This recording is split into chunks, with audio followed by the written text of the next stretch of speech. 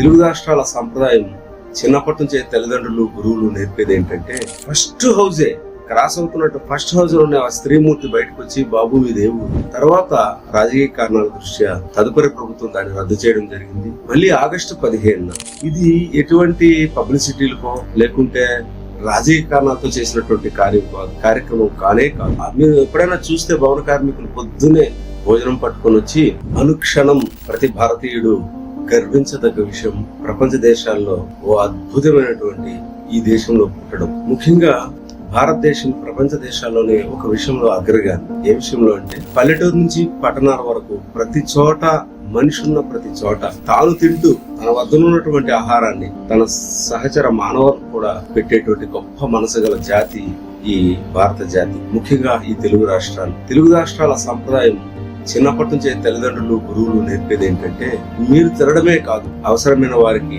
మీ పక్కనున్న వారికి మీతో పాటు మీ భోజనాన్ని సర్దుకోండి, కలిసి తినండి, వారికి కూడా పంచిపెట్టండి అనేటువంటి గొప్ప సంస్కారాన్ని మన తల్లిదండ్రులు మనకు నేర్పించారు. ఇప్పటికీ కొన్ని పల్లెటూరులో కాదు అన్ని పల్లెటూరులో కూడా ఎవరైనా ఒక అతిథి 12:30 సమయం అంటే లంచ్ సమయంలో వెళ్ళిపోతా ఉంటే ఫస్ట్ హౌజే క్రాస్ అవుతున్నట్టు ఫస్ట్ హౌస్ లో ఉన్న ఆ స్త్రీమూర్తి బయటకు వచ్చి బాబు మీదేవు ఏమైనా కొంచెం భోజనం చేస్తారా, ముందు మంచినీరు తాగండి అని చెప్పేటి గొప్ప సంస్కారం ఉన్నటువంటి దేశం ఈ భారతదేశం. అటువంటి భారతదేశంలో ఒక అద్భుతమైనటువంటి ఆలోచన ఈ అన్నా క్యాంటీన్లు అనేటువంటిది మొట్టమొదట తెలుగుదేశం ప్రభుత్వ హయాంలో ఒకసారి పెట్టడం జరిగింది. తర్వాత రాజకీయ కారణాల దృష్ట్యా తదుపరి ప్రభుత్వం దాన్ని రద్దు చేయడం జరిగింది. మళ్ళీ ఆగస్టు 15 ఈ ఎన్డీఏ ప్రభుత్వం గౌరవ ముఖ్యమంత్రి శ్రీ నారా చంద్రబాబు నాయుడు గారి ఆధ్వర్యంలో మరియు శ్రీ పవన్ కళ్యాణ్ గారు గౌరవ ఉప ముఖ్యమంత్రి గారి ఆధ్వర్యంలో ఈ అన్నా క్యాంటీన్లు ప్రారంభించడం జరిగింది. 100 క్యాంటీన్లు ప్రారంభించారు. మొత్తం 203 క్యాంటీన్లు ప్రారంభించడానికి ఆ కార్యక్రమాలు జరుగుతున్నాయి. పొద్దున్నే ఎవరు వెళ్ళినా ఆకలితో వెళ్ళినటువంటి వ్యక్తికి 5 రూపాయలకి టిఫిన్, 5 రూపాయలకి లంచ్, మళ్ళీ 5 రూపాయలకే డిన్నర్ ఇచ్చేటువంటి గొప్ప కార్యక్రమాన్ని ప్రారంభించారు.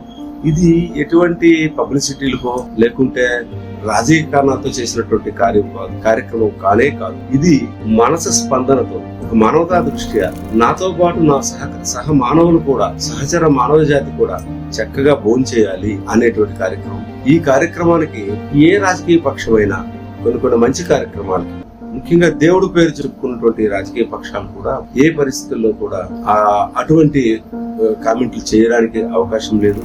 చాలా మంది డొనేషన్స్ కూడా కోట్ల రూపంలో ఇస్తున్నందుకు వారందరికీ కూడా ప్రజలు ముఖ్యంగా అన్నం తినేటువంటి అవసరార్థులు వాళ్ళంతా కూడా వాళ్ళ ఆశీర్వచనాలు తెలియజేస్తున్నారు. ఈ ప్రభుత్వానికి కూడా ఆశీర్వచనాలు తెలియజేస్తున్నారు. ప్రతి సంవత్సరం 2 కోట్ల మెయింటెనెన్స్ ఉంటుంది. అది కూడా ప్రభుత్వ తాలూకా అకౌంట్ నెంబర్ ఇవ్వడం జరిగేది కనుక ఎక్కువ మంది ఇవ్వగలిగినటువంటి దాతలు అన్నా క్యాంటీన్లకి వాళ్ళ తాలూకా వితరణ ఇచ్చి అందరినీ ఆదుకోవాలి.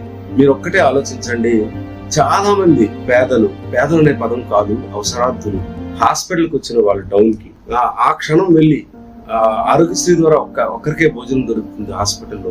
మిగతా 2-3 అటెండెంట్స్ వాళ్ళంతా కూడా అక్కడికి వెళ్ళి ఆ భోజనం చక్కగా ఆరగించి పరిశుభ్రతతో చాలా నీట్ గా ఉండేటువంటి ఆహారాన్ని, చాలా ఆరోగ్యకరమైనటువంటి ఆహారాన్ని ప్రభుత్వం సప్లై చేస్తుంది. ఇప్పుడు మనకి చౌకటి పోల్లో రైస్, పప్పు, పంచదార ఎలా చేస్తున్నారు, ఇక్కడ కుక్కుడు ఫుడ్ చేస్తున్నాడు. ఇది కూడా వెల్ఫేర్ కార్యక్రమంలో ఒక భాగమే. దీన్ని ఎందుకు కామెంట్ చేయాల్సి వస్తుందో అర్థమవట్లేదు. తమిళనాడు ముఖ్యమంత్రి జయలలిత గారు పెట్టే కార్యక్రమాన్ని తదుపరి వారి బద్ధ శత్రువుగా పరిగణించబడేటువంటి స్టాలిన్ గారు కూడా కొనసాగించడం జరుగుతుంది అదే పేరుతో. మన రాష్ట్రంలో కూడా నిరంతర ప్రక్రియగా ఈ కార్యక్రమం జరగాలని అందరూ కోరుకుంటున్నారు. విద్యార్థులు కూడా చాలా మంది అప్లికేషన్లు పెట్టడానికైతేనేమి, కొంతమంది హాస్టల్లో సీటు దొరక అందరూ కలిపి ఒక రూమ్ తీసుకుని ఉన్న వాళ్ళైతేనేమి అవకాశాన్ని వాడుకుంటున్నారు. పేషెంట్ తాలూకా బంధువులు వాడుకుంటున్నారు, పేషెంట్స్ వాడుకుంటున్నారు. అలాగే భవన కార్మికులు చాలా, మీరు ఎప్పుడైనా చూస్తే భవన కార్మికులు పొద్దున్నే భోజనం పట్టుకొని వచ్చి అక్కడే పెట్టుకుని మధ్యలో ఆగి భోజనం చేస్తుంటారు. అలాంటి వారికి పరిశుభ్రమైన భోజనాన్ని ఆరగిస్తూ ప్రభుత్వాన్ని దీవిస్తున్నారు. కాబట్టి ఈ కార్యక్రమం నిరంతరము చక్కగా కొనసాగాలని, ఆ డొక్కా సీతమ్మ గారు లాంటి మహాత్ములకు ఇంకా అద్భుతమైనటువంటి మన శ్రద్ధాంజలి, మన తాలూకా గౌరవాన్ని ఈ పరంగా మనం తీర్చుకోవాలని అందరినీ కోరుకుంటూ ఇంత గొప్ప కార్యక్రమాన్ని ప్రారంభించినటువంటి ఇండియా గవర్నమెంట్ కి ప్రజలందరూ కృతజ్ఞతలు తెలియజేస్తున్నారు.